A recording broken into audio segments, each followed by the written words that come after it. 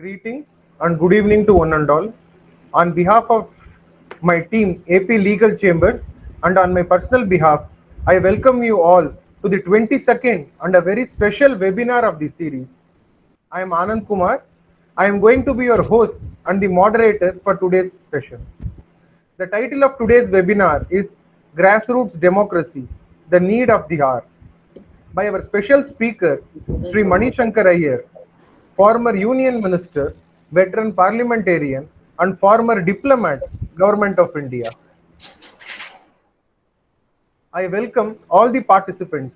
It is because of your continuous support and patronage we are able to bring special speakers on board and do special webinars. We are mere facilitators, and in fact, we are just setting up a stage for the special speaker to connect with the participants and vice versa. I would like to make a few things clear before we start our session. Kindly mute your audios from your end, and if possible, disable the videos too. The session is a completely moderated session, and if you have any questions to ask our special speaker, you may kindly leave them in the chat box. Once the presentation of our special speaker gets over, if time permits, all your questions will be answered by him. And as usual, after the presentation of our speaker, the next segment called APLC's APLC and the question answer session would follow. Those who are attending our webinars regularly, you might be knowing us. For those who have come here for the first time, we are Team AP Legal Chambers, a new age law firm in Delhi NCR and with a branch office in Chennai. Things started to fall in place in 2017, and since then we are trying to resolve the legal issues of our clients to the best of our abilities. APLC has been providing specialized services in the areas of domestic and international taxation, criminal laws, constitutional laws, IPR, energy laws, commercial advisory, arbitration, and corporate compliances. We started organizing these webinars out of our passion for law, and due to the extremely positive response we have received from the participants, we are continuing the webinar series. As always, once the presentation of our speaker gets over, we shall be having the APLC's APLC, Ask the Popular Learned Council. We have prepared a few questions from our end, and we shall be asking them to the special speaker. I am sure this will be interesting as well as informative. In today's webinar, we shall be covering an interesting and pertinent topic, grassroots democracy. The term democracy first appeared in ancient Greek political and philosophical thought in the city-state of Athens during the classic antiquity. The word comes from Greek word demos, common people, and kratos, strength. It was established in 508 to 507 BC by the Athenians, and it was led by Cleisthenes. He is also known as the father of Athenian democracy. India is the largest democratic country in the world, and the general elections that happen every 5 years once is considered to be a mela in itself. In this system of governance, we, the citizens, exercise power directly and elect representatives to form government. People are the real leaders in our country, irrespective of the caste, color, creed, religion, or gender. Grassroots tend to mean from the bottom. If something is grassroots, it is organized from the base of the group, community, or society that is being discussed about. As such, one can ensure grassroots movement in society as a whole in matters of public importance or in other such organizations. There are a variety of reasons to strengthen the grassroots, ranging from the desire to change or keep something going as it is. Today, AP Legal Chambers tries to find out the need for grassroots democracy. Why is it important? What is its relevance? And the need for us to discuss about the grassroots democracy now. So, with this basic introduction, AP Legal Chambers has decided to hear it out from our special speaker who has extensive knowledge in this subject. I take immense pleasure in introducing our special speaker of today, Sri Mani Shankar Iyer. Sri Manishankar Iyer is an Indian politician and former career civil servant diplomat. He is a member of the Indian National Congress Party. He represented the Mayiladuthurai constituency of Tamil Nadu in the 10th, 13th and 14th Lok Sabha. He was nominated a member of parliament from Rajya Sabha as well. He is also a part of the honorary board of advisors of IIMUN, India's international movement to United Nations, also known as Indian International Model United Nations. He graduated in economics from Delhi University and then did a 2 years BA in Tripos in economics at Trinity Hall, Cambridge at the University of Cambridge, which in the Oxbridge tradition became an MA with the passage of time. He was a member of Trinity Hall. He was also an active member of the Marxist Society in Cambridge. Iyer also joined student politics and once even tried to win a presidential contest. Rajiv Gandhi, who was his junior both at Doon and Cambridge, supported him in his campaign. He joined the Indian Foreign Services in 1963 and served as Joint Secretary to the Government of India from 1982 to 83 in Ministry of External Affairs. He resigned from services in 1989 to take up a career in politics and media, entering the parliament as a Congress MP from Mayiladuthurai in 1991, 1999 and 2004. Sri Iyer served as India's first Consul General in Karachi from 1978 to 1982. He is a special invitee to the Congress Working Committee CWC and was the chairman of both the party's political training department and the Department of Policy Planning and Coordination. He is also a well-known political columnist and he has written several books including Pakistan Papers and Remembering Rajiv and has edited a 4-volume publication, Rajiv Gandhi's India. The selective books written by Sri Manishankar Iyer, Rajiv Gandhi, the great computer scientist of India, Remembering Rajiv, 1 Year in Parliament, Pakistan Papers, Nikkarwalas, Silly Bellies and Other Curious Creatures, Rajiv Gandhi's India, 4 volumes, Confessions of a Secular Fundamentalist, A Time of Transition, Rajiv Gandhi to the 21st Century. A veteran parliamentarian and a former Union Minister of Panchayati Raj, on May 27, 2004, the ministry was created with Sri Manishankar Iyer. The ministry was created with Sri Manishankar Iyer being the first minister. He introduced so many reforms at Panchayat level and is also one of the voices for strengthening Panchayati system in India.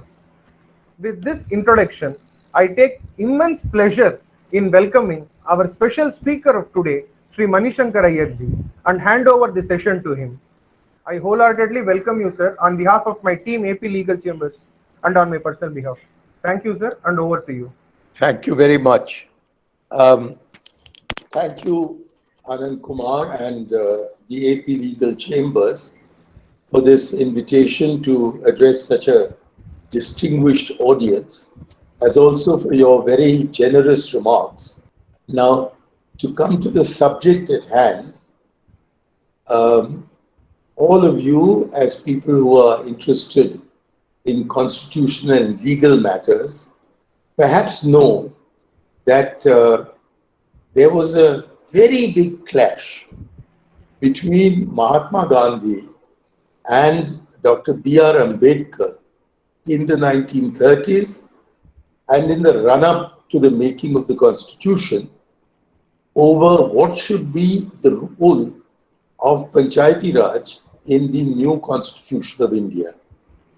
Gandhiji explained that the village panchayat should be the only body in the whole of Indian democracy that is directly elected. And he wanted the rest of our democracy to be built on the village as a unit. He anticipated, to use today's vocabulary, that if you had direct elections to any other tier, then muscle power and above all, money power would enter the picture and we would get a corrupted democracy. Dr. Ambedkar, on the other hand, was convinced that the villages of India are sinks of localism. He thought they were extremely reactionary organizations given over to narrow thinking and communalism, and therefore did not share the Gandhiji's view, what she regarded as romantic, of villages which he regarded as cesspools.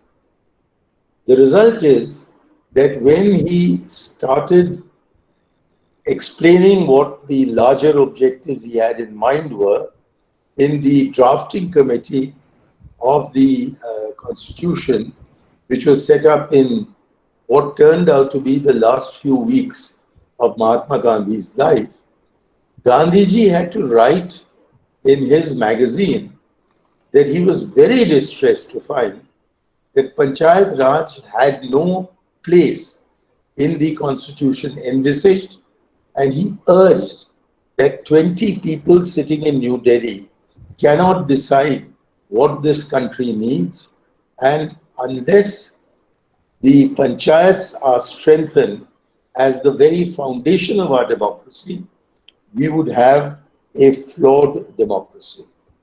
So while he did get life enough to be able to express this view, he was assassinated on 30th January before he had the opportunity of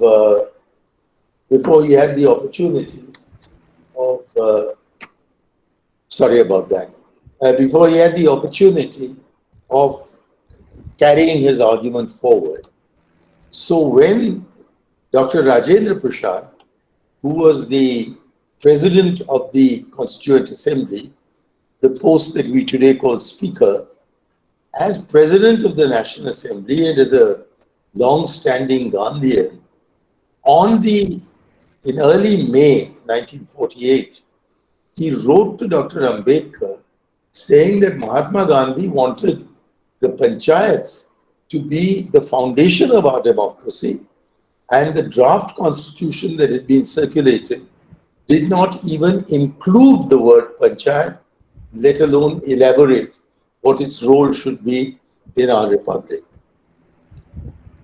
Dr. Ambedkar did not care to reply to Dr. Rajendra Prasad, and instead the secretary of the legal department, Sir Benegal Rao, he wrote back to the president, that is Dr. Rajendra Prasad, saying that it was far too late to enter any further amendments to the constitution, the draft constitution, and if any member wanted, he could move the amendment in the course of the proceedings of the Constituent Assembly. And accordingly, by a very strange coincidence, Mr. K. Santanam, who was later to contest from my own constituency of Mailaduthurei, and like me to lose the election there, he moved an amendment in consultation with Ananthasayanam Iyengar, who had become the speaker, who was to become the speaker of the Lok Sabha. And between the two of them, they persuaded Dr. Ambedkar to accept a form of words, which Dr. Ambedkar accepted, but insisted on putting in the directive principles of state policy and not as an obligation of the state, by mentioning village panchayats as units of local self-government and leaving it entirely to state governments to bring these into existence or not, as they wished. And Jawaharlal Nehru took no particular interest in this debate. And so, sometime in November 1948, this amendment was included in the directive principles of state policy.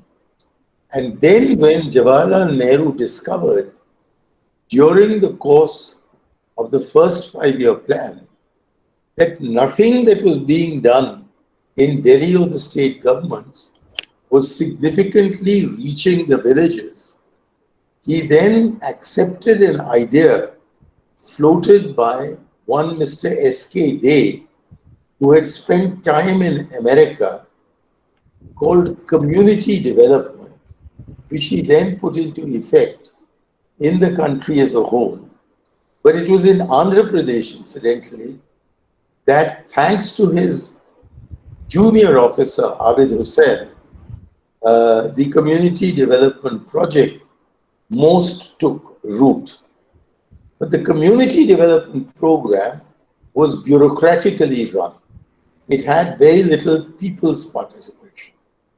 And therefore, Jawaharlal Nehru asked another famous Gandhian, Balwantrai Mehta, who was later to become a chief minister of Gujarat, to undertake a study group, to head a study group that would study how and in what shape to bring legal Panchayati Raj into operation in all the states of India.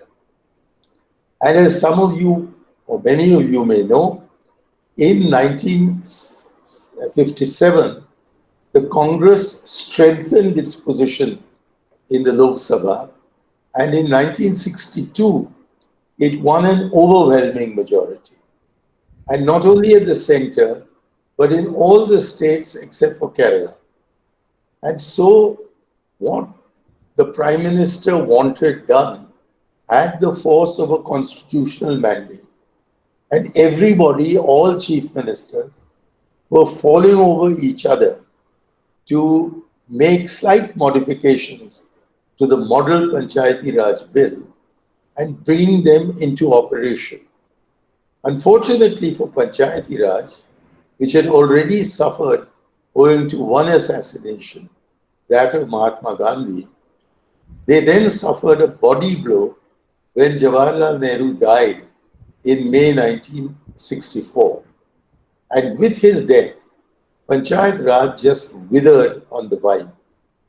So when Rajiv Gandhi became Prime Minister, a full 20 years later, in 1984, he found that Panchayati Raj had, as I said earlier, withered on the vine. There was some Panchayati Raj, some places, but there were many of these organizations that had simply had no elections. In the case of the Bhagalpur municipality, he found that it had been dissolved 18 years earlier and was not in operation. The Metropolitan Corporation of Delhi had been dissolved, but the chief executive councillor was still in office, was wandering around Delhi with the flag flying, but couldn't hold a single meeting with the corporation because the corporation was dissolved. And in the states, panchayats were either dissolved with the will of the state government or they were kept going at the will of the state government, depending on what were the political priorities of the party in power in the state. And so there was no effective Panchayat Raj in the country. And he very early, it's a long story, it'll take me a long time to recite it, but very early in his administration, he came to the conclusion that the biggest lacuna in our administration is that it is not responsive to the needs of the people. And the people's needs cannot ever be articulated at the center or in the states, and not even in the district magistrate's office, because the district magistrate's office is very far away from most of the villages of India and even from the slums of the urban cities of India. And so there was a complete lack of responsiveness in the administration. And therefore, people found themselves unable in this largest democracy that Anand Kumar has just described, to be really without a voice, to be with no participation, to be with no bhagidari, as to use the Hindi word. And in order to secure that bhagidari, that people's participation in their own welfare and in their own development, he came to the conclusion, after talking to the district magistrates, or what do you call them? They had different names: deputy commissioner, uh, not controller, what, collector, etc., around the country in different states. He talked to all of them. There were as many as 5 meetings, which began in Bhopal in December 1987, went on to a second meeting in Hyderabad at the National Institute of Rural Development in February 88. Then he went to Manipur in Imphal to meet with a third round of DMs. Then the fourth round was in Jaipur on the last day of April 1988. And a final round was in Coimbatore in Tamil Nadu in June of 1988. He then held a number of sammelans with such Panchayati Raj representatives as were available, and talked separately to women punchers as well as SC and ST punchers before remitting this matter at the political level to the consultative committee attached to the Ministry of Personnel, and put it under the chairmanship of a gentleman, of an MP from Arunachal Pradesh called P.K. Thongon. And only after he had interacted with close or with well over 10,000 persons, which by the time the exercise was over had risen to 25,000 people. He then set up a drafting group, first for Panchayati Raj, under the chairmanship of the Rural Development Secretary, Vinod Pandey, and later for the 65th Amendment for the urban local bodies under K.A. Shivaramakrishnan, Secretary, Urban Development.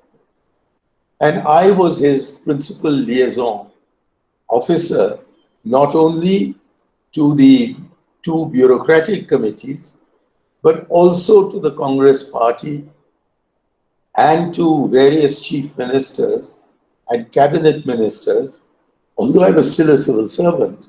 And probably there was a lack of propriety on my part in agreeing to be an interlocutor with politicians around the country. But I was very happy to accept these responsibilities. And at the end of the day, we got the 64th Amendment, which related to Panchayati Raj, passed by the Lok Sabha, and then the 65th Amendment relating to the Nagar Palikas, passed by also the Lok Sabha, and then we took it to the Rajya Sabha.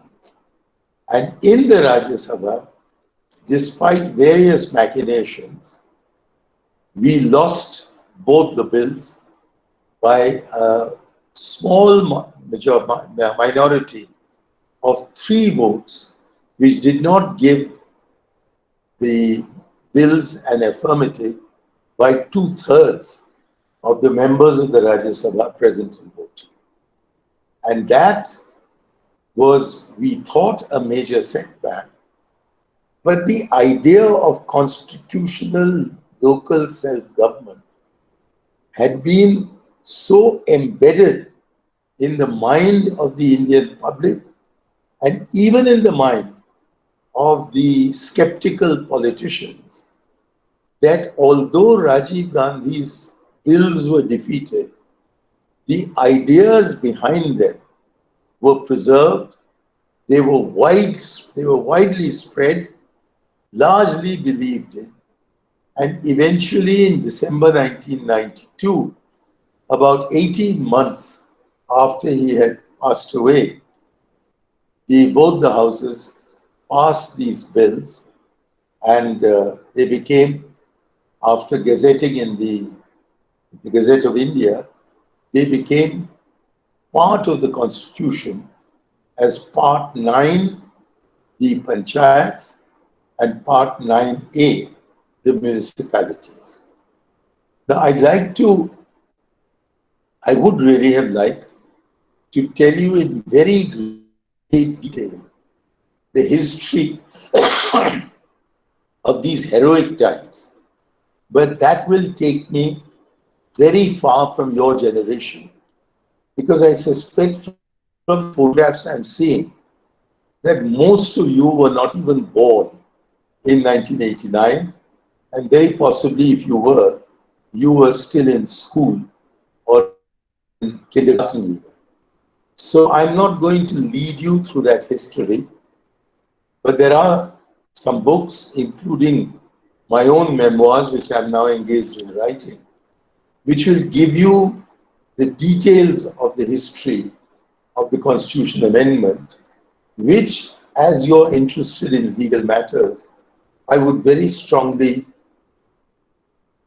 urge you to borrow from the library and read.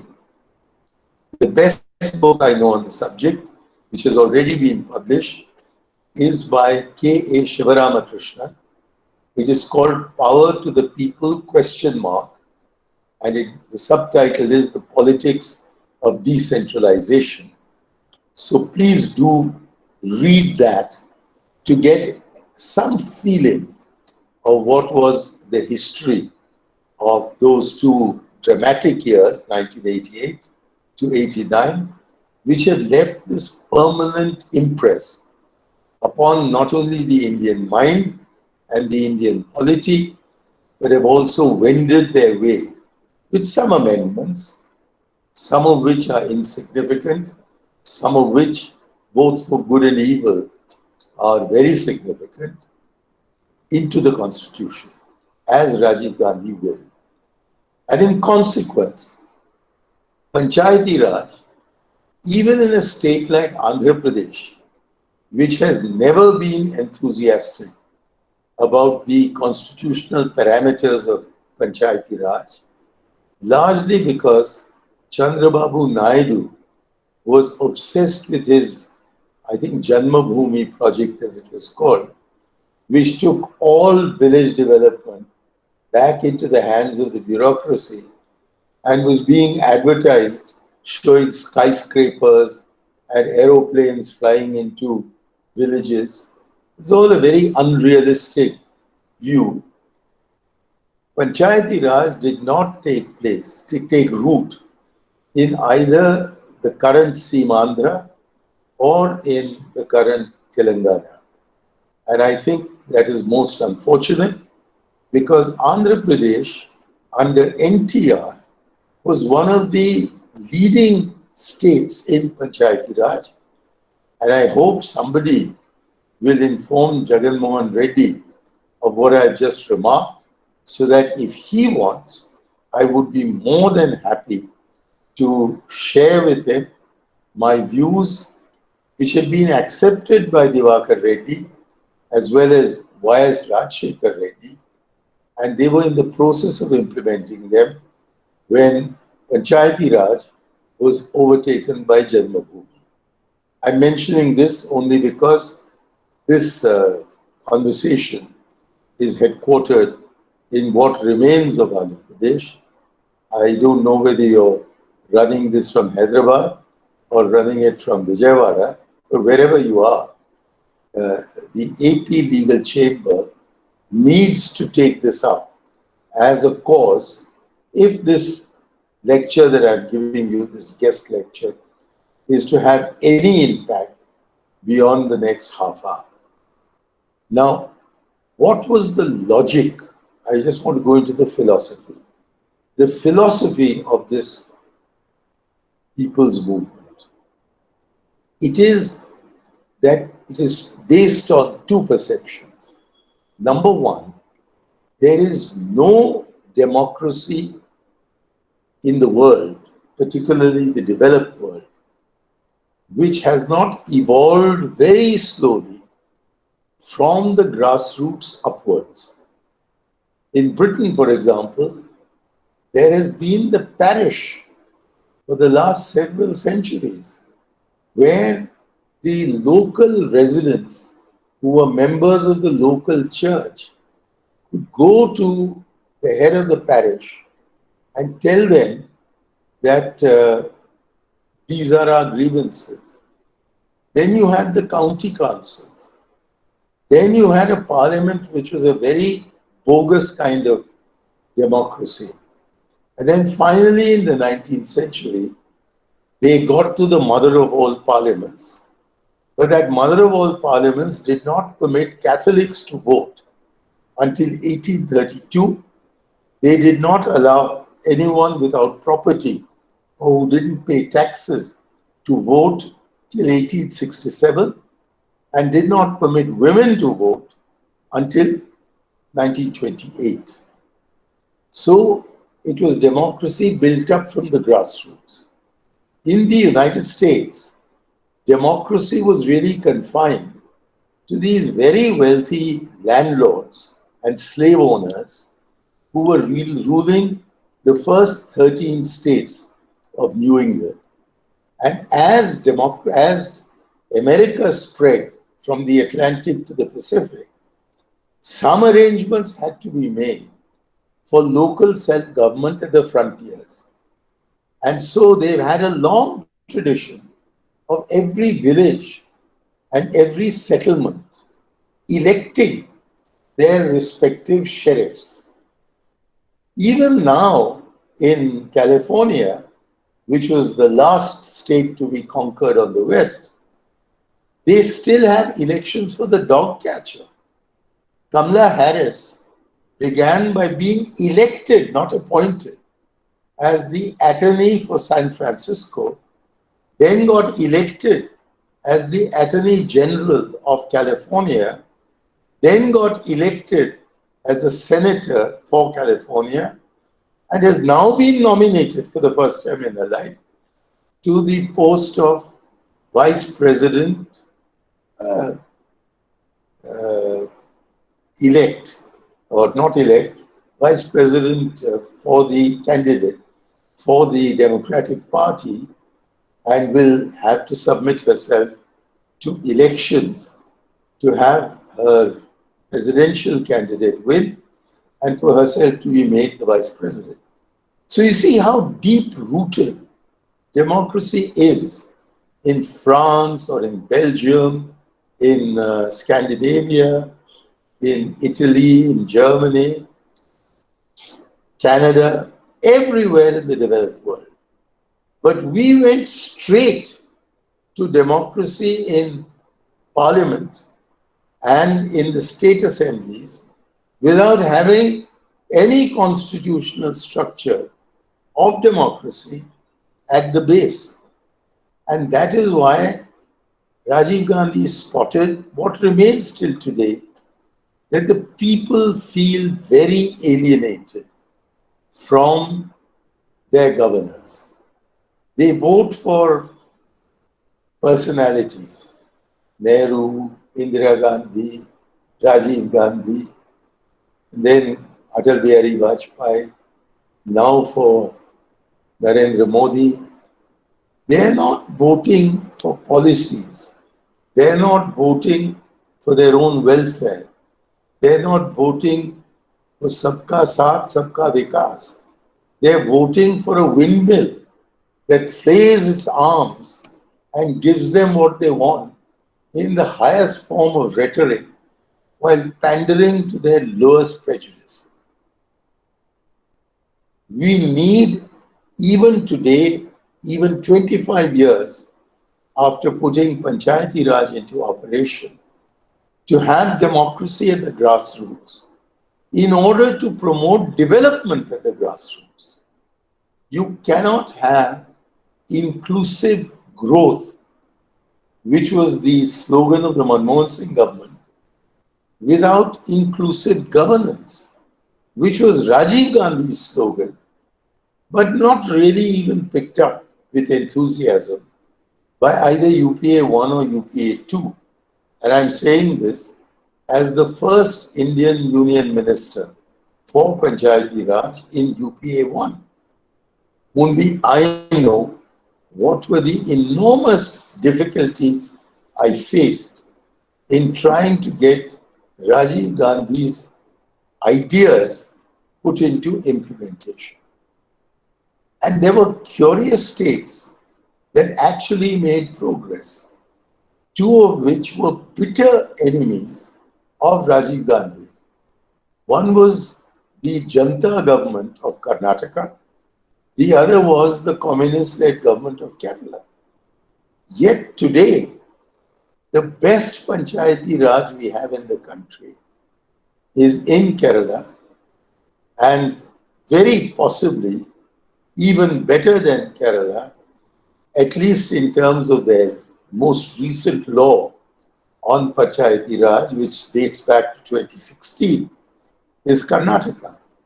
Unfortunately, there's been a great deal of political instability in Karnataka in the last 4 years since the new legislation was enacted. So implementation has been rather poor. But conceptualization in Karnataka is really the most advanced. And I take comfort in my having asked Rajiv Gandhi back in those days when we were still trying to draft the legislation and bring it to Parliament as to how long did he think it would take for Panchayati Raj to take root. And at that time, I was stunned by his answer. He said, at least a generation. I said, what? So he said, yeah, at least a generation. And now a generation is approximately 25 years. Now we are well beyond 25 years of constitutional Panchayat Raj. But the progress that has been made on a countrywide basis is very discouraging. At the same time, it's also very encouraging. If you tell yourself that such a major political, social, and economic, as well as administrative revolution cannot be accomplished in a single generation. Otherwise, it would be a communist-like revolution. We are trying a democratic form of reform. So it's going to take a long time. But I see that by and large, South India, with the partial exception of Andhra Pradesh, West India, but not really on the constitutional framework, but in its own way in continuity from 1937 in the old province of Bombay, which is now constituted as Maharashtra and Gujarat, as well as in West Bengal, which has had a long tradition of Panchayati Raj, in Tripura, which is now the only communist-led communist government in India, and some other states, the hill states of Sikkim and Sikkim and Himachal Pradesh, as well as Haryana under Bhupendra Hooda. Now there's been some slippage. Bihar under Nitish Kumar. Jharkhand, Madhya Pradesh under Digvijay Singh. All these have far more effective local self-government than they've ever had in the past. The pace is glacial, and like the movement of a glacier, you can only tell that there has been movement after a long period of time. So I have to go back to 1991 or 1992 and then look at Panchayati Raj then state by state and Panchayati Raj today state by state to find that even the laggards like Uttar Pradesh, which is doubtless the most backward state in India in Panchayati Raj, there's been some progress. There's been dramatic progress in some of these states and a kind of stagnation in a few others. But overall, Rajiv Gandhi's objective of making Panchayati Raj ineluctable, irreversible, and irremovable.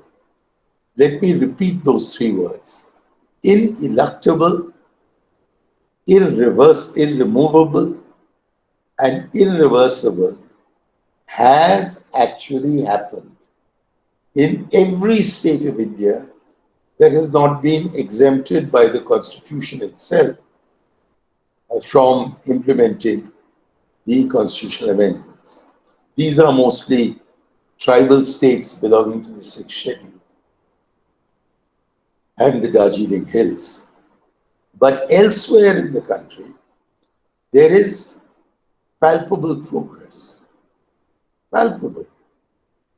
So, taking my cue from what Rajiv had told me, I think we can claim that a quarter century after Panchayati Raj was conceived and brought on the books, it exists and has made some progress everywhere, although cutting across states, the progress has been uneven. Yet, even in the most laggard state, we have Panchayati Raj institutions accepted as institutions of governance, if not always as units of self-government. And therefore, if we could have,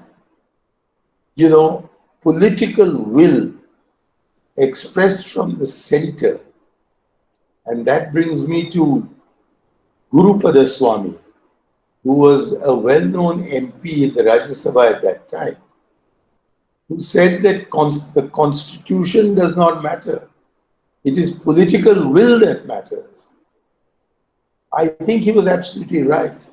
Where there is political will, as in Kerala, especially at the instance of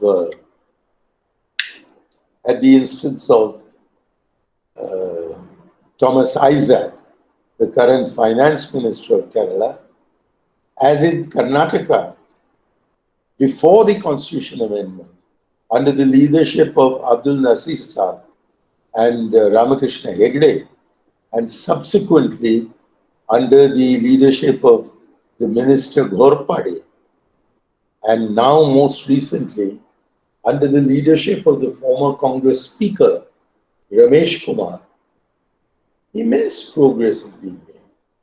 Even in Tamil Nadu, which in principle voted, especially the DMK, voted consistently against the constitution amendments, saying that they were an infringement of states' rights. The fact is that pretty effective Panchayat Raj has come to be established in that state. And in a state like West Bengal, where the Communist Party of India, which was a pioneer, I'm talking about the Marxist wing of the CPIM, were a pioneer in Panchayati Raj, going back to the late 70s and the early 80s, even though they have been replaced by a Trinamool Congress that doesn't even want to hear their name, let alone continue their policies, Panchayat Raj continues to exist. And equally in central India, whether it's Jharkhand or Chhattisgarh or Madhya Pradesh, the institutions that have been established have continued to exist. It is their effective empowerment which still requires attention. That is why I said that on the one hand, I'm disappointed.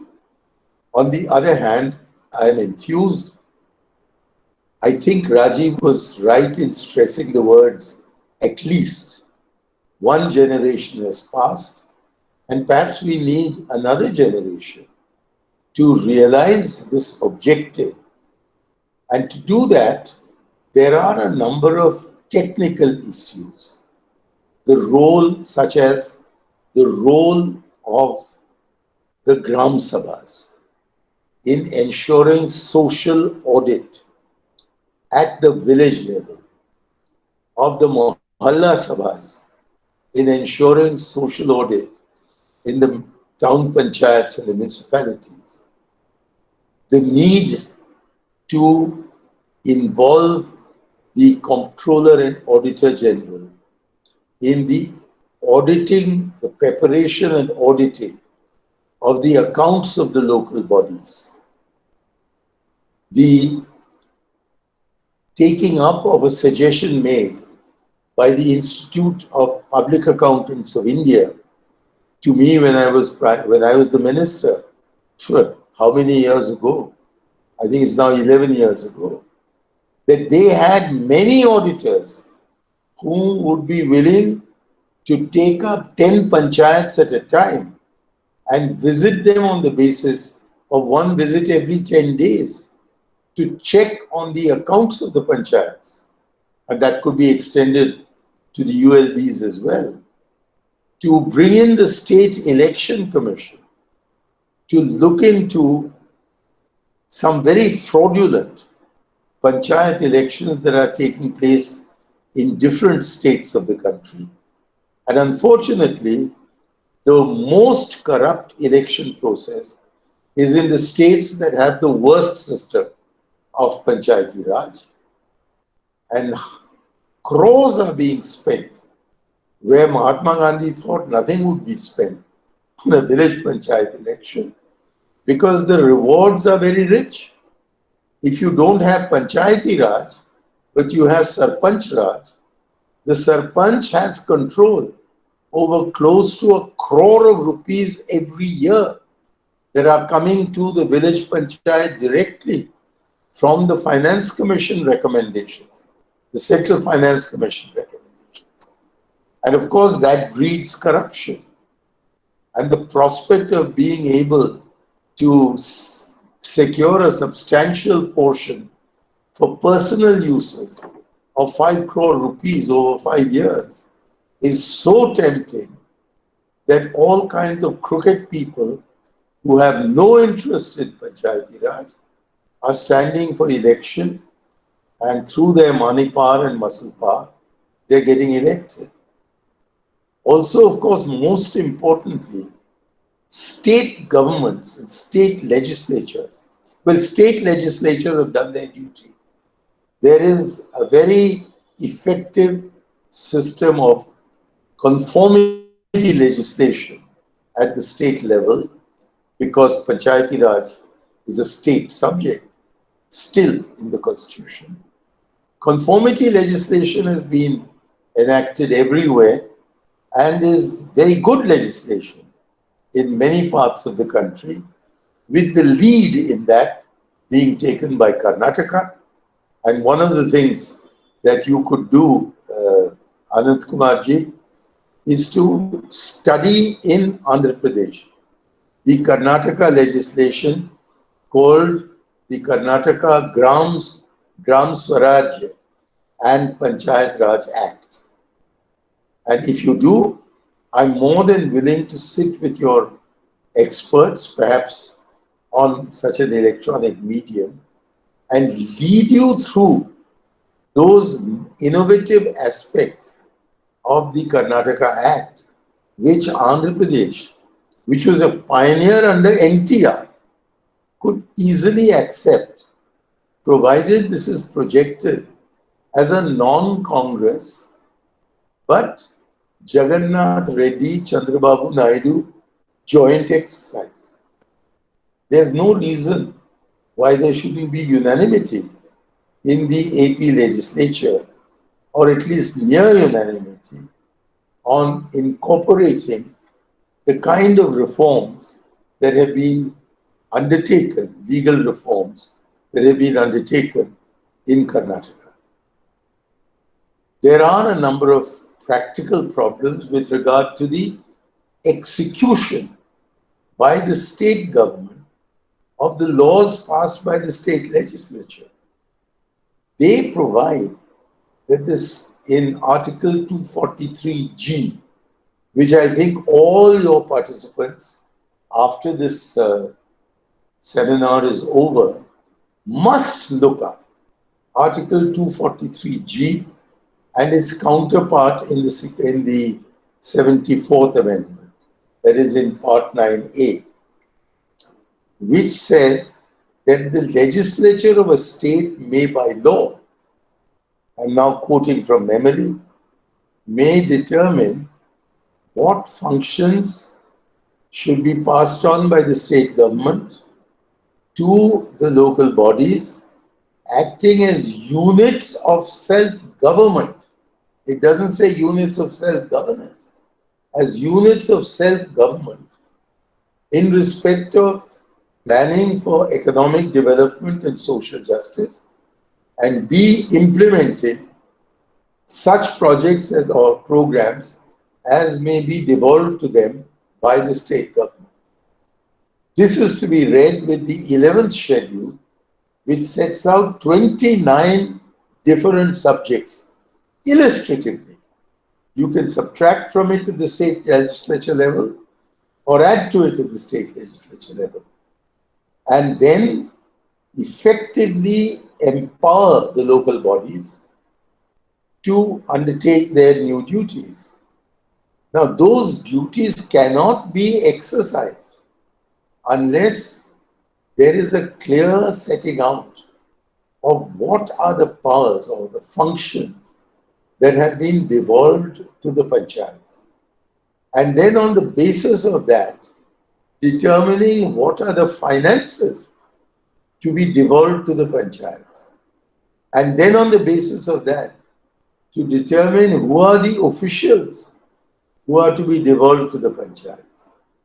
And it is only on the basis of this comprehensive devolution and the establishment by law of Gram Sabhas who will, from the law, understand what their powers are, what their responsibilities are, and how the panchayat itself, the elected panchayat, has to be responsible to its electorate in the Gram Sabha, that we will get effective panchayat Raj.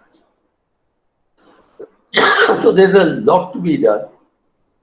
In the absence of that, these institutions have been set up, but they are functioning in a very inadequate manner.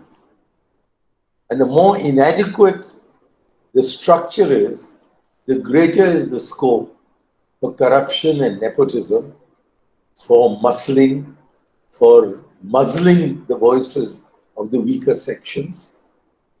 I think it needs to be recognized that there was an entire concept in the minds of the drafters before the amendments got passed, and any concept, if it is implemented only partially or half-heartedly, will not give the results that are expected. At this COVID time in particular, I would like to draw your attention to what is perhaps a coincidence, but what I regard as having a causal relationship.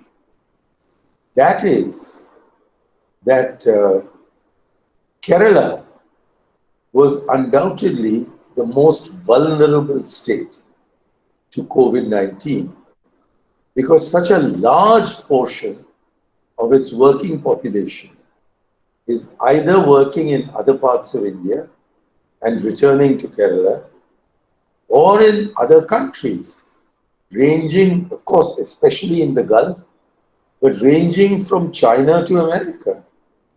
So it was very vulnerable. but they have held it back, largely because Thomas Isaac has ensured the involvement of effectively empowered panchayats under whose control come health and sanitation, the hospitals, the dispensaries, and so forth in rural Kerala as well as in urban Kerala. And therefore, they've been able to resist. And today, one of the worst states for Panchayati Raj is Gujarat.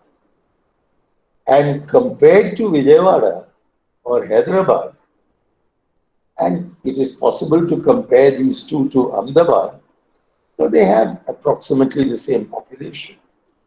The incidence of COVID is much higher there because, in my view, they don't have effective Panchayati Raj. Now, we can go into all this in greater detail, but at the moment, I want to flag that the COVID pandemic has only underlined the need for effective Panchayati Raj and has also shown that if you have effective Panchayati Raj, then you can be prepared not only for any emergency, but also for responding to the everyday requirements of every Indian, whether he lives in a village or he lives in a town panchayat or he lives in a municipality or he lives in a metropolitan area. That is the way forward. And so I'll end my talk here because I think I've already taken up too much time and give the remaining time to participants to ask their questions. I'm sorry I've taken this long, but there really was no alternative given the complexity of the subject that was given to me to speak on. Thank you very much. Jai Hind. Thank you very much, sir, for this wonderful presentation. Actually, we also did not feel the time; it was just flying. And as you rightly mentioned, given the magnitude of this topic, it actually deserved something to be heard from the master. And we had this great privilege of hearing from you, sir. Thank you. I thank you once again for this, sir. And in fact, one small clarification I would like to make from my end is, sir, AP Legal Chambers is it is in Delhi, sir, and it is Anand Pallavi Legal Chambers. So we Oh, don't not Andhra Pradesh. I no, sir, we see. don't have any connection. But under your Okay. guidance and supervision, I am sure if given an opportunity, we will be able to take up that assignment under your supervision, and we will be trying to do it to the best of our abilities. Thank you. Yes, thank you, sir. Sir, as you rightly mentioned, drafting a framework policy or passing an act in the parliament will be of no use if political will is not there. And as far as the present situation is concerned, we need to have that political will to actually take this to the grassroots.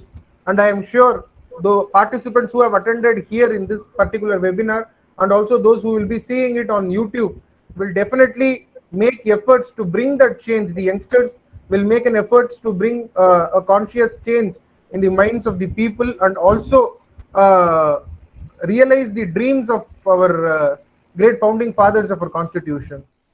Thank you, sir. And with your permission, we will be moving to this next segment called APLC's APLC, Ask the Popular Learned Council. So we have prepared a few questions, sir. And if you are okay, we will be starting with the first question, sir. Please. Yes, sir. Sir, first of all, I would like to just start it on a breezy note. Uh, you may love Mr. Manishankar Iyer or you may hate Mr. Manishankar Iyer, but certainly you cannot ignore him. So, can you please explain us what is this love-hate affair you have with the media, sir?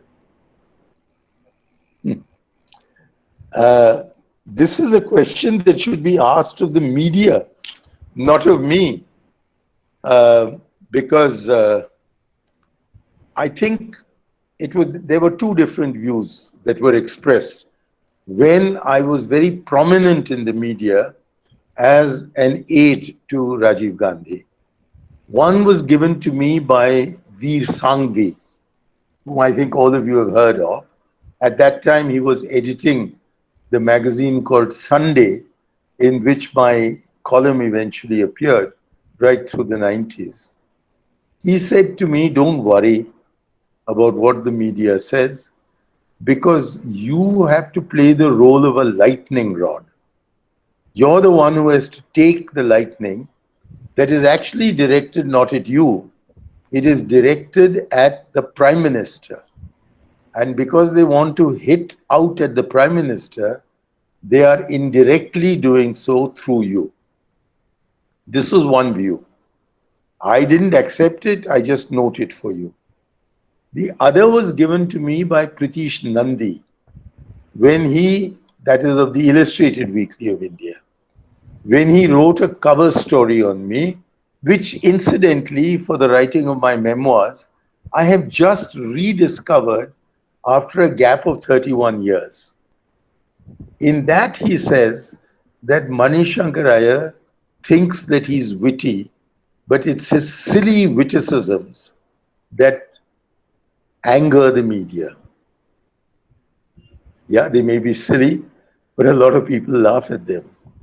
And I, therefore, find that because I'm very hard hitting in my writing and I don't pull my punches on my TV appearances, and often this involves me in an adversarial relationship with not only media people, but people whom the media admires.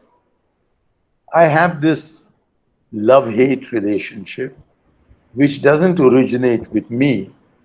It originates with media people. And that is why I said, please ask them this question, not me. Yes, sir. Thank you, sir. And I, yes, sir. Thank you, sir. And I am sure it will not be wrong to call you as Krishna taking the arrows of shot at Arjuna, your good friend Rajiv, as per your thing. I have no such pretension. I was telling you what Veer Sangvi had said. I've never tested whether Veer's theory or hypothesis is right. So let's not equate me with Krishna and Arjuna because I'm an atheist anyway. Yes, sir. Yes, sir. Thank you, sir. Now, moving on to the next question, which is related to our topic of discussion today. Sir, we are now familiar with the word globalization, which was actually introduced in 1991 after the reforms in 1991, and today it is called, the entire world is called as a global village. So, does still Panchayat Raj holds its relevance or a place in 2020? Of course it does. For there can be no globalization without localization. What is globalization for? To make Mr. Mukesh Ambani even richer than he is? Because that is being achieved by globalization. But is it making the ordinary Indian significantly better off?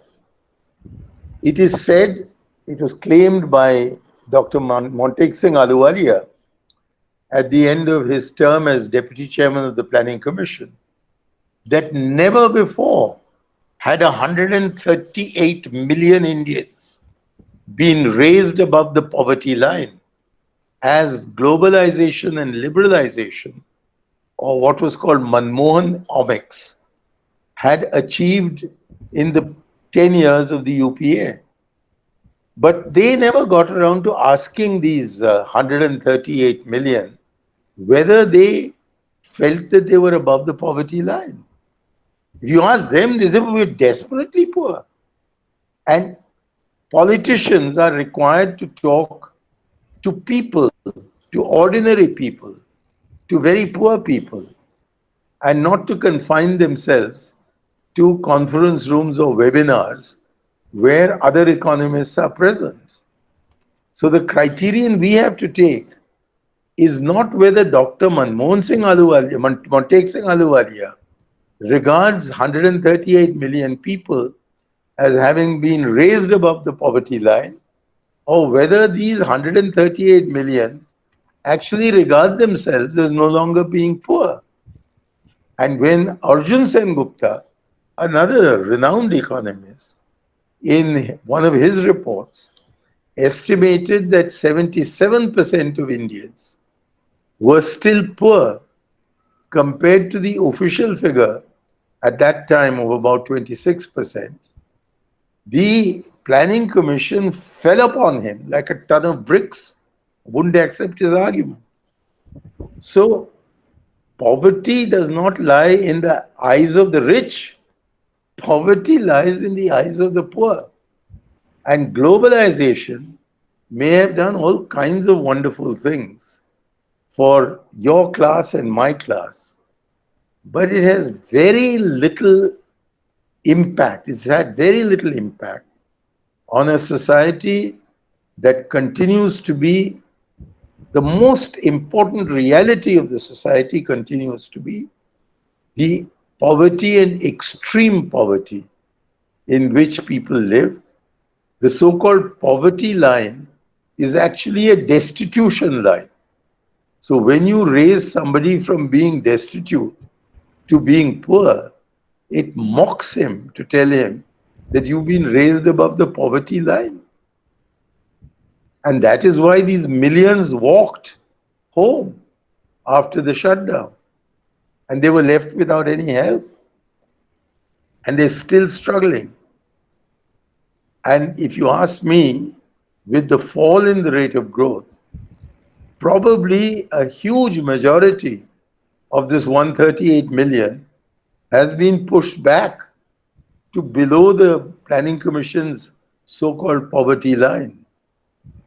So there is a great deal to be done, and there is a word for that. It's called glocalization. That you combine the globalization of the economy with the localization of the benefits of economic growth. You have to make the poor person 100 rupees better off every day. But that may require making Mr. Ambani 10,000 rupees better off every day. But his 10,000 rupees is barely going to contribute 10 rupees to the poor. And therefore, we need Panchayati Raj to transfer the benefits of globalization through localization to the villages and slums of India, where the people of India continue to largely live. Yes, sir. Thank you very much for the answer, sir. That's taking a cue from the answer, sir. Looking back 25 years ago, do you think liberalization, privatization, and globalization was the best thing that happened in 1991, or as you called this globalization, or the Atmanirbhar Bharat would have been the best choice at that time? Given a chance, would you go back and change the liberalization, privatization, globalization into globalization, sir? You can't go back in history. I don't think the answer lies in reversing the reforms. It lies in harnessing the local reform, the economic reforms, to the political requirements of our country, to the social requirements of our country, to not only promoting the prosperity of a few, but reducing the inequality, the growing inequality between the many and the few. That has not been attended to, which is why we have hundreds of billionaires in the country, several of whom are among the richest billionaires in the world. Don't you think it's obscene to have these billionaires in a country which is so desperately poor as ours is? Should we have pride in what has been achieved by a few rich people, or should we have shame at what has not been achieved for approximately 1 billion of our 1.3 billion people? Yes, today the middle class of India is larger than the entire population of India in 1947. Probably much larger, perhaps higher. The population of India in 1947 was about 300 million. Today it's nearer 500 million, possibly even 600 million. Now that's a major achievement, that these are all clearly well-off middle-class people. 600 million is almost double the population of the Russian Federation or the United States, or it's equal to the population of the European Union. But as a share of our population, we've still got as much of the way to go to make our general population a population of somewhere between 700 million people and 1 billion people, real effective participants in the prosperity that has been engendered by economic reforms. So I go back to what Mahatma Gandhi said, when he said that when you are contemplating what you should do, bring to your mind the poorest and weakest person that you know and ask yourself whether what you propose to do is going to be of benefit to him. And if the answer is yes, then your doubts will disappear and you will know which path to take. I think our economic reforms in 1991 were far too concentrated on prosperity for a few than the removal of poverty for the many, on the theory that the more prosperous the country grows, the more effective will be our poverty alleviation programs. They were. There's no doubt that we have put far more resources into poverty alleviation programs in the last 30 years than ever in the past. And it's growing. But at the same time, inequality in our country is also growing, and therefore injustice is also growing, and therefore resentment is also growing. And the consequence of this over the long term could be far more dangerous. The social and political consequences of this could be far more dangerous than any benefits that are being given. One of the consequences is that this middle class, this new middle class, has got hooked onto Hindutva. It is the basis of Mr. Modi's popularity. Do we want India as a society, as a nation, to be divided again on religious lines? And don't forget that there is a clear connection between the success of economic reforms and the rise of this communalized middle class. So therefore, I think the country's future should never be left to economists. It requires political people who are in touch with the people. And it requires the expertise of the economists. And that's the only way in which we can preserve the essential values of our nationhood and the essential principles of our constitutional democracy. Excellently put, sir. Thank you for explaining in detail, sir. Now moving on to the next question.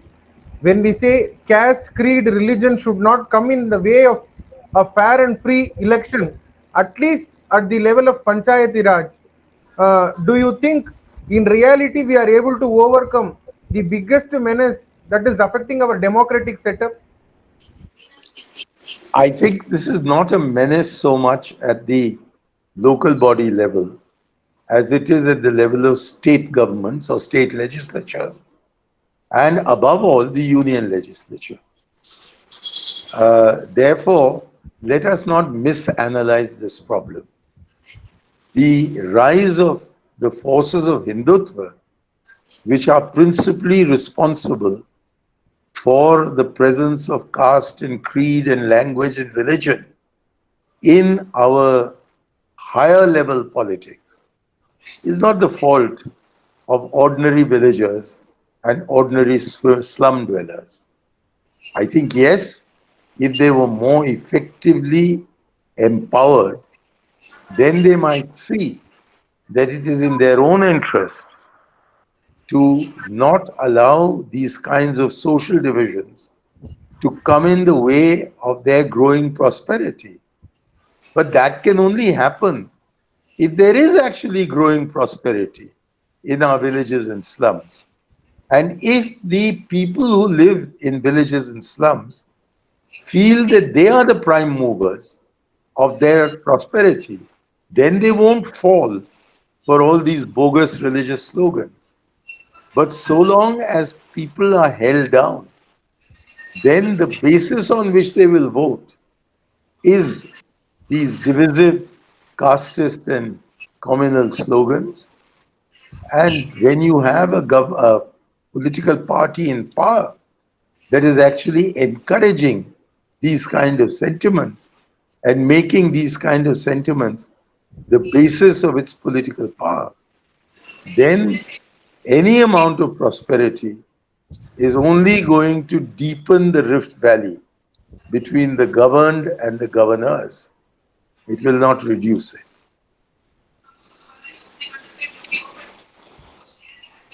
Yes, sir. Precisely, sir. Sir, moving on to the next question. Sir, you talked about Sarpanch Raj. Sir, and in Panchayat level, we have seen this concept of Sarpanch Pati or Panchayat Pati. So, what is your take on this, sir? People are still, the entire society is still a male dominated society, and the Sarpanch, the actual elected representatives, are mere puppets in the hands of their spouse. So, do you think we are actually able to realize the dreams of our great Mahatma, sir, if this concept still continues, even in 2020? First let me clarify that by Sarpanch Raj, I was contrasting it to Panchayati Raj. I said that Panchayati Raj is a system where the panches are elected and each of them has an equal role in decision making in the panchayats and then are collectively responsible to the Gram Sabha or the Ward Sabha, as the case may be. That is real Panchayat Raj. And I was saying that now, owing to this money flowing into the village panchayats as what's the word? Uh, untied funds. There are people who are capturing these panchayats for their own pelf and power. It is these people and their systems that I call panchayat Sarpanch Raj. What you are asking is unfortunately not related to Sarpanch Raj, but to the allegation, completely unfounded, of Sarpanch Patis or Sarpanch, what did you call them? You know, that kind of existence. Let me explain to you what I mean. One, with reference to figures, and second, more importantly perhaps, anecdotally.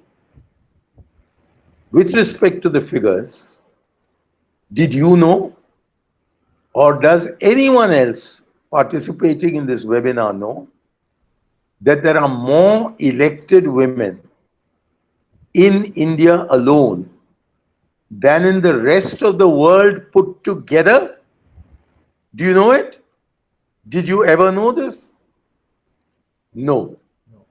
Because the entire feminist movement is driven by middle class women who aspire to be members of legislatures and members of parliament, where we don't, unfortunately, have reservations for women, and do not regard the empowerment of their sisters, who are generally domestic servants in their house or sweepers on the street outside, as being worthy of being empowered until they themselves are empowered. And therefore, we've had this very reactionary movement in Haryana and earlier under Vasundhara Raje in Rajasthan of prescribing not only educational levels for different levels of membership and office bearers in the three-tier panchayat system, but also other conditions like how many children the woman should have, how many have they paid their electricity bills and gas bills, have they got a debt. These are not applied to the men. It's all exclusively for the women. In order that the better off women be able to come to office where the posts are being captured by the poorer women. So much so that after these reforms were introduced, I call them reforms, these amendments were introduced in Rajasthan and shamefully upheld by the Rajasthan court, High Court, and I think also by the Supreme Court on technicalities. These women, you know, the ones who'd been elected earlier, 85% were disqualified from even standing for elections in the next round. And that is why all these mem saabs, wearing their high heels and their Kanjivaram saris, have been able to arrive in these panchayats. And these rich women of Haryana who got elected to the panchayats, they spend most of their time in Panchkula or in Chandigarh. They are not to be seen in the village. Whereas the poorest women didn't have any Chandigarh or Panchkula to go to. And you could just go to their homes, knock on their doors at any time of day or night, and say that the tap in my home is not running, or the water in my drains is not going out, and unless you fix this, I'm not going to give you my vote last, as I did last time. And that is how grievance redressal takes place at the local level. So it is very important that we take account of the fact that there are 14 lakh out of 32 lakh total membership of the panchayats who are elected women representatives. And their performance has been so outstanding.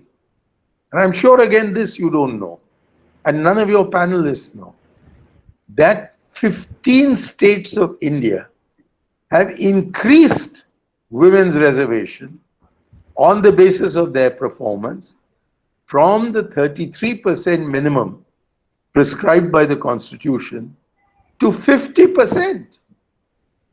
So half these panchayats are no longer manned, they are women. And 1 lakh of these 14 lakh are either chairperson or vice chairperson of their respective local bodies. So this is an amazing achievement of independent India, this level of gender empowerment supported by and large by the people of India. When I was helping Mr. Rajiv Gandhi to draft these constitution amendments, there were tremendous reservations expressed about reservations for SC and ST. But there were virtually no objections expressed about women coming into the panchayats. So we've gone far beyond what the constitutional minimum provision was, because that minimum provision provided for state legislatures to decide their level of women's representation above the minimum. I now come to the Sarpanch Pati argument, and I'm going to do it purely anecdotally. I went to Rajasthan on one of my tours, and in this particular village that I was visiting, the entire village had gathered. I had a microphone in my hand, and the questions I was asking were being recorded and broadcast, and the answers I was getting from the Sarpanch were also being recorded and asked.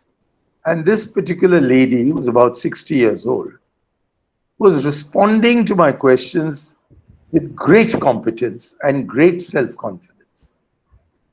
And I was thrilled with myself, saying, this is the kind of woman we want in a leadership position. And from being a Sarpanch, perhaps one day, we'll see her elevated as an MLA or an MP or a minister. When, in answer to my fourth or fifth question, somebody in the audience, a man, he stood up and answered the question. I said to him, I asked her the question, why are you giving the answer? That shut him up for the moment. I continued with my questions. And then about one or two questions later, this chap stood up again and again gave the answer. So I said to him in Hindi, which I hope most of your panelists will understand. I said, Aap hain kaun? And everybody started laughing. So then I wondered what was wrong with my question. And then one person in the audience said, ये सरपंच महोदय के पति हैं. So then I said कि यही है कमी हमारी पंचायत राज में कि हम एक महिला को चुनकर निकालते हैं और वो अपने शौहर को इजाजत दे देती है कि वो चलाए और वो न चलाए. At which point this 60-year-old woman responded to me. She said, Janab, very politely, she said, मैं इनके साथ तकरीबन 50 साल से हूँ. हमने अपना परिवार को इकट्ठा पाला, उनको इकट्ठा शिक्षा दिया, उनके लिए काम हम इकट्ठे ढूंढे. जो कुछ नया वो करना चाहते थे, मैं उनकी मदद करती थी, और जो कुछ नया मैं कर रही हूँ, मैं उनकी मदद ले रही हूँ. आपको क्या इतराज है? And I suddenly realized that a family in rural India still exists as the basic social unit, which is becoming less and less true in urban India and as we rise on the economic and social ladder. So therefore, before becoming censorious about Sarpanch Pati Raj, let us take up individual cases and survey them. I invite the AP Legal Chambers to undertake such a survey, because when I was minister, which was a long time ago, I had a major survey undertaken of women in Panchayati Raj in the year 2007. It was undertaken by one of the most famous firms that we had in the world for undertaking polls, and certainly the one which is among the leading such firms in India. They undertook the survey among 20,000 elected members and elected office bearers, of whom 16,000 were women and 4,000 were men. The men were a kind of control. And not only was it discovered that a huge percentage of these women were actually functioning effectively. What was even more significant was that they were not only bringing innovations into the running of Panchayati Raj, they were much more interested than men were in the soft part of Panchayati Raj, by which I mean health, education, children's upbringing, etc., than men who were focused on infrastructure.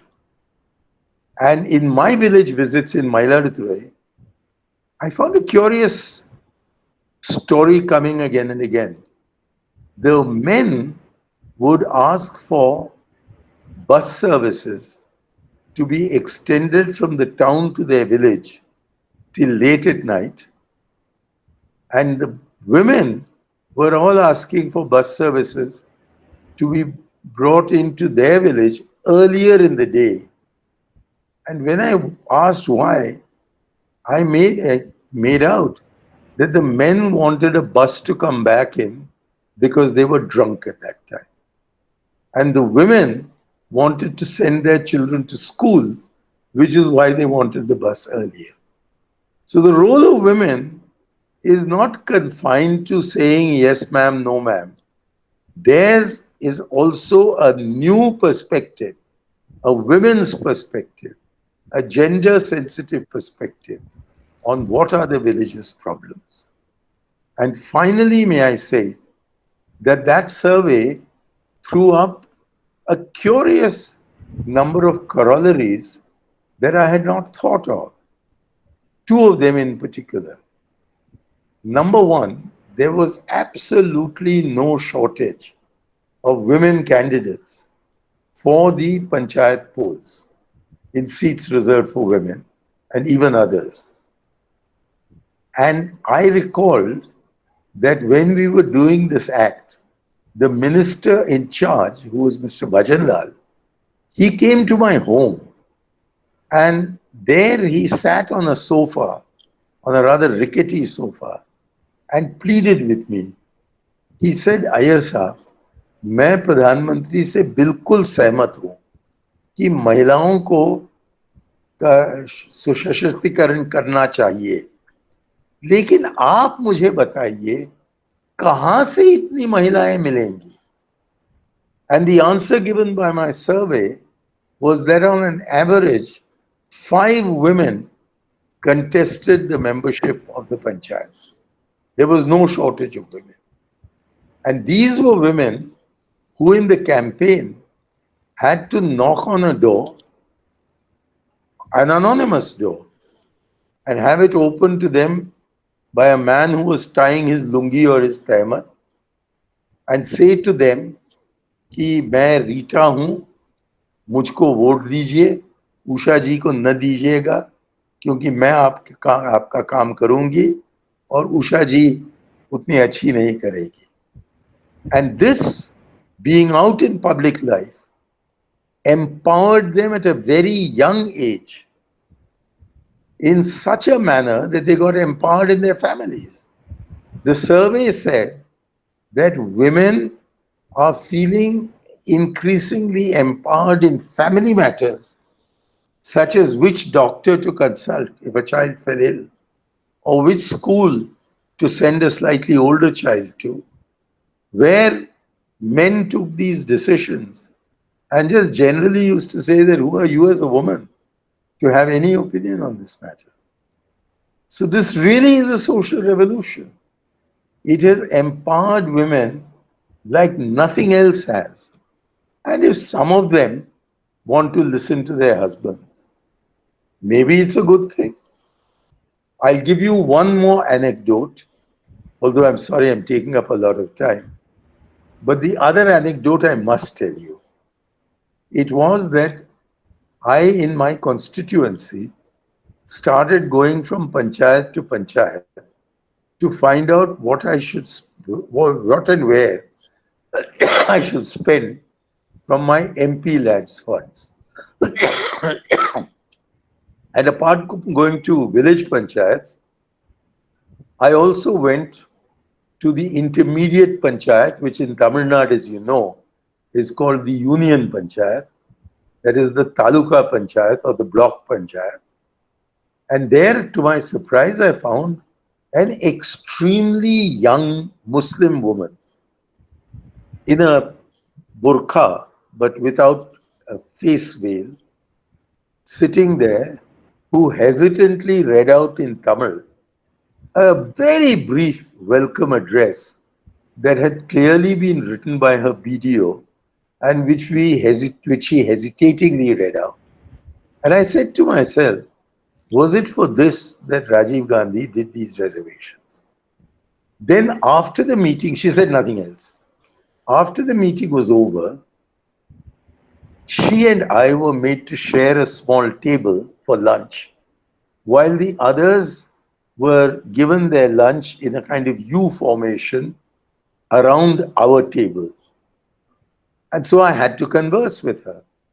So I began by asking her how she had come into this process. And she said, oh, my husband made me stand because the seat was reserved for women. And then I won. So I said, but I don't see him here. So she said, he died 3 weeks after the election.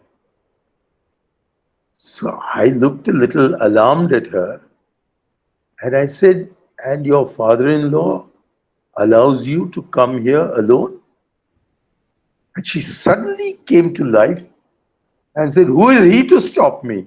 Did he get elected or did I get elected? And I said, I don't care what a rotten panchayat leader she may be. This is real empowerment. This is the goal for which Rajiv Gandhi was striving. And so I would request you and your companions on this panel to not be misled by rumors which are spread by interested parties who have little knowledge of the subject, that women's empowerment is all about sarpanchpatis. It's not. Where it is effective, it runs very well. I know a lady in Solan district of Himachal Pradesh who has been continuously elected as the sarpanch of her village in the last 6 elections. She is a poor scheduled caste woman.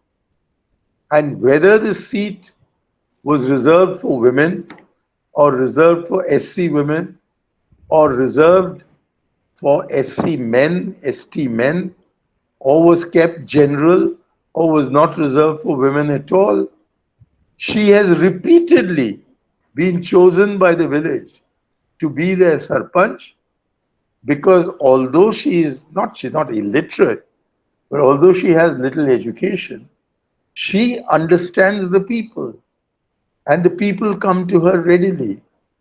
That is what we want, not an MALLB. MALLB should join the AP legal chambers. They shouldn't appear for panchayat elections. And it is women whom AP legal chambers will reject who should start governing this country from its villages and from its slums.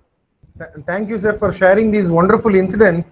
And I am sure we will not be rejecting any women just because they are not coming from the educational background or the rural background. But I am sure with this kind of motivation which you have given, those people who are watching this video on YouTube will definitely take something to ponder over for them. Sir, with we have got few questions from the participants. Sir, can we just extend this session for 10 minutes, 10 more minutes if you are comfortable, sir? I have no problem. You can extend it till 8 p.m. My daughter is coming to dinner with me at 8 p.m. Thank you, sir. We will definitely wrap it before that, sir. Thank you very much, sir. Now, one question asked by Mr. Dilip Kumar. He is an advocate in Mumbai High Court. He is a regular participant. He wants to know what are the major changes you have seen in the concept of democracy, and he further wants to know. He wants you to evaluate the pre and post Congress at the center? Well, that's not connected to grassroots democracy. So I'll answer it very, very briefly. The main change that has taken place since I came to adulthood under Jawaharlal Nehru, and don't forget that I grew up under Jawaharlal Nehru. I was 6 years old when he became Prime Minister, and I had joined the Foreign Service as a probationer when he died. So I am a Nehruvian largely because, or perhaps solely because, I entirely subscribe to his idea of India. And today, an alternative idea of India based on a very ruthless form of religion based nationalism and hate mongering against our minorities is the alternative idea of India that is being propagated. And that, I think, is extremely dangerous for our democracy.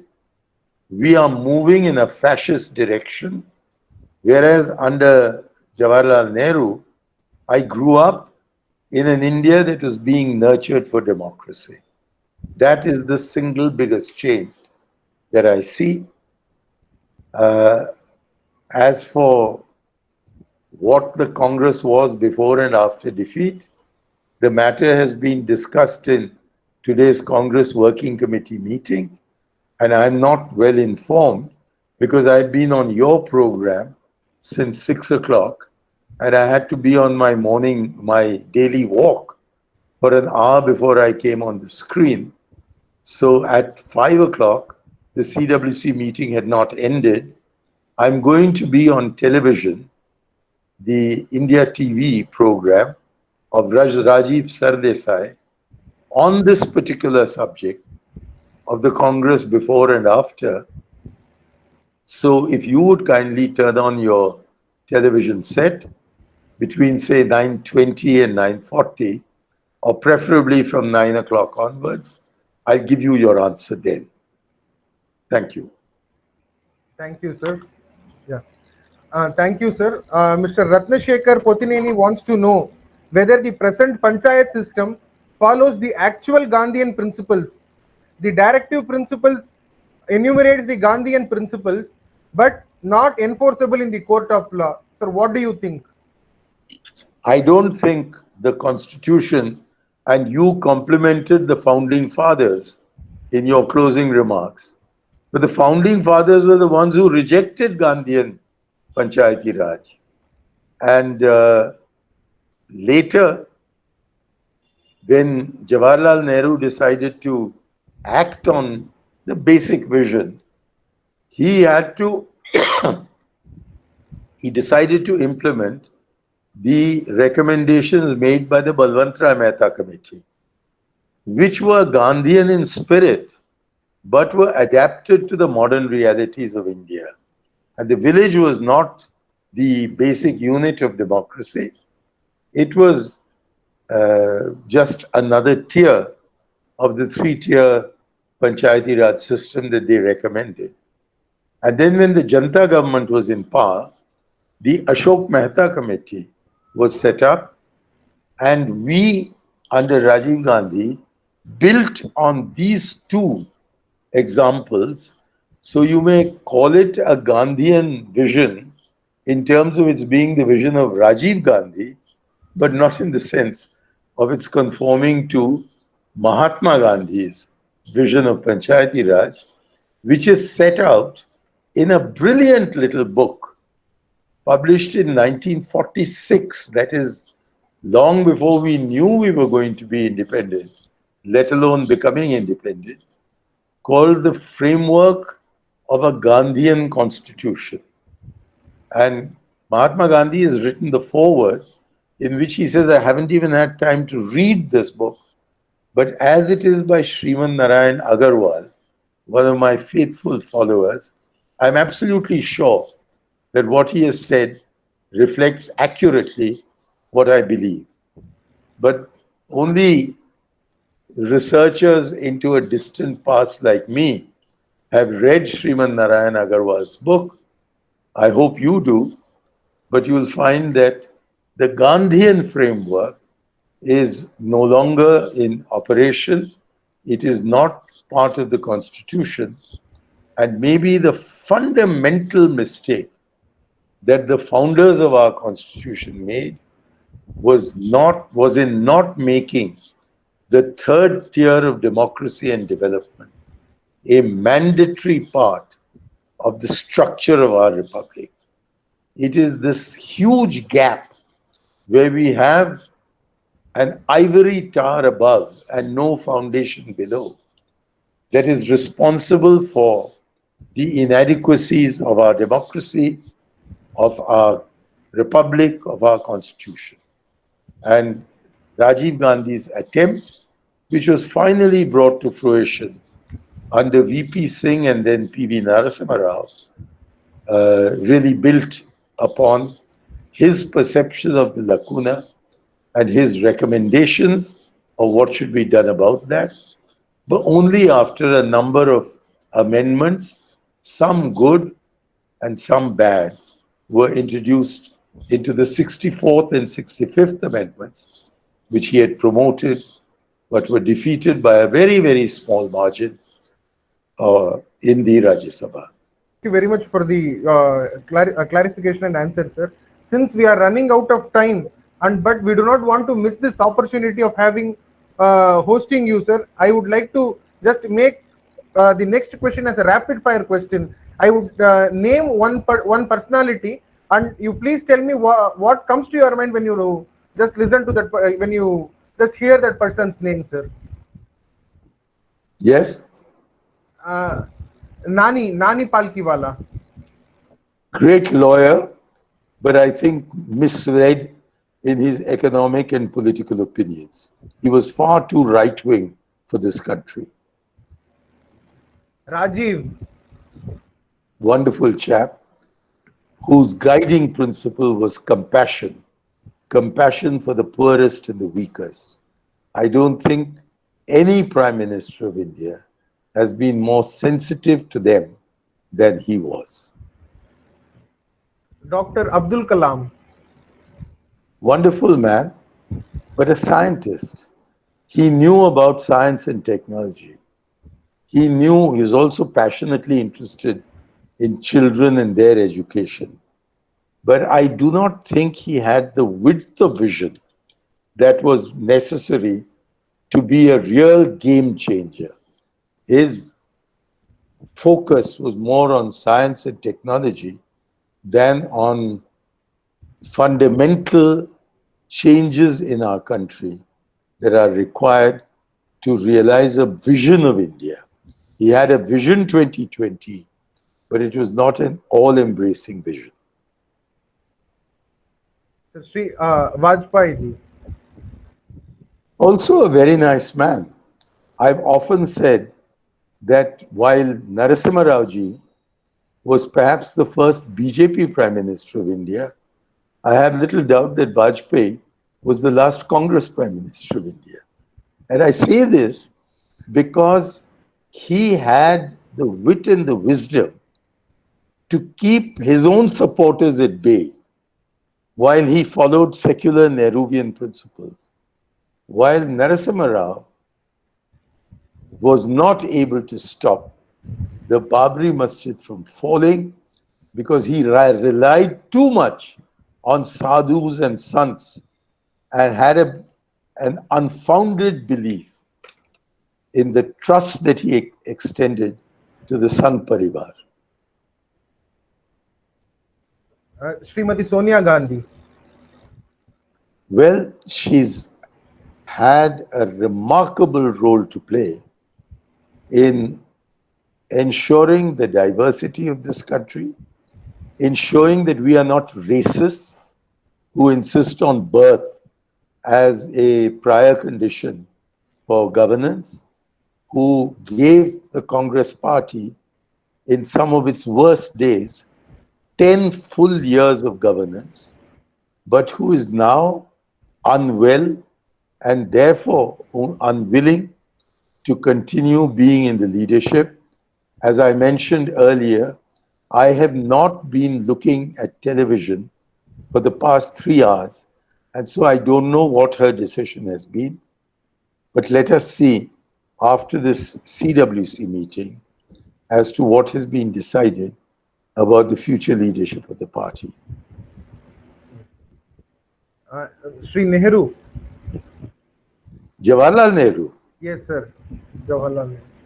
the true founder of modern India, a man who took this superstitious, hidebound, tradition bound country into the modern world, gave us a place on the world stage that was quite disproportionate to our economic strength or our military power, who translated the fundamental tenets of the Gandhian philosophy into our foreign policy and into the principles of nation building, and who was singularly responsible for making ours the only country of nearly 150 which came to independence after 1947 to have translated freedom for India into freedom for the people of India.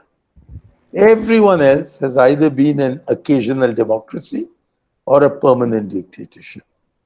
That's a marvelous achievement. It's a nation building achievement. And if we forget him, as the BJP government is trying to make us forget him, then we stand in danger of no longer being a nation, no longer being a democracy, but being run by power obsessed Hindutva elements. Sri Savarkar. The root of all our problems. His philosophy of Hindutva, which was not at all accepted by the people of India, is now being promoted, especially over the last 6 years, by a leadership that is imbued with his philosophy, and he is at the root of this alternative idea of a Hindu India, which is actually not a Hindu India, it's a Hindutva India. And there's a huge difference between Hinduism as a religion and Hindutva as a political philosophy. Sri Narendra Modi. I don't want to be holed up for contempt, so I'm going to pass that one. Yes, sir. Sri Rahul Gandhi. Well, he's trying. I hope he succeeds. So you give your best wishes to him, and you do not want to comment anymore on Sri Rahul Gandhi, sir? I have nothing to say. He has often said he'll meet me and has failed to meet me after having me suspended from the party 3 years ago. And before that, for a year, I hadn't met him. So I know nothing about this leader of our party. So what do you want me to say? I have nothing negative to say about him. And I can't say anything positive about him because he has not associated me in either his presidentship or his decision to not become or not remain the president of our party. I just don't know him well enough to answer this question. Yes, sir. So I thank you for spending so much time on answering these questions, sir. Your closing remarks, last few words you would like to tell before we wrap this session.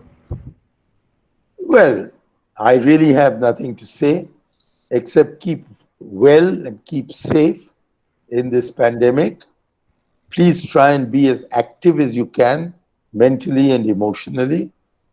And please use this opportunity to reflect upon the condition of our nation and to do whatever you can to bring us back to the path of secular democracy.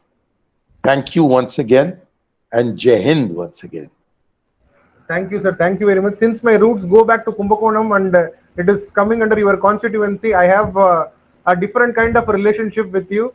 And at this moment, I thank you very much for coming on board. And without any hesitation, you immediately accepted coming on a small organization, a small law firm like ours. And for that, we sincerely thank you. And on behalf of our participants and on behalf of my team and on my personal behalf, I thank you very much for coming on board and sharing your valuable information, sir. Thank you very much and good luck to all of you. Thank you, sir. So with this, வணக்கம் வணக்கம் போயிட்டு வரேன். Vanakkam, sir. Vanakkam, sir. Yes. Yes. So, dear participants, we have other exciting webinars also coming up. And with this, it is a wrap of today's session. And on behalf of my team and on my personal behalf, it is Anand signing off. Thank you. Take care. Jai Hind. Thank you.